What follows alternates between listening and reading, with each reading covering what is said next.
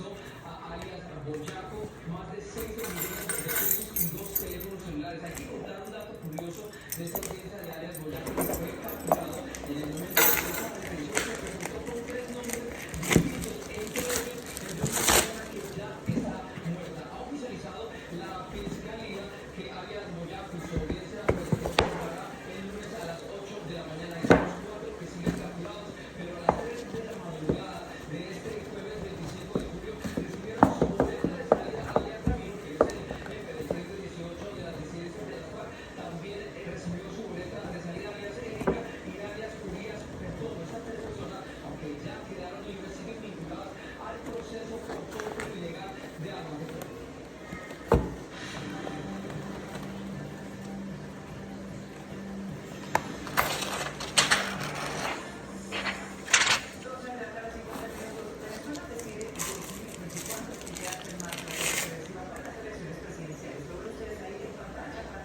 Dos días, 23 horas, 1 minuto, 101 segundos para que Venezuela decida.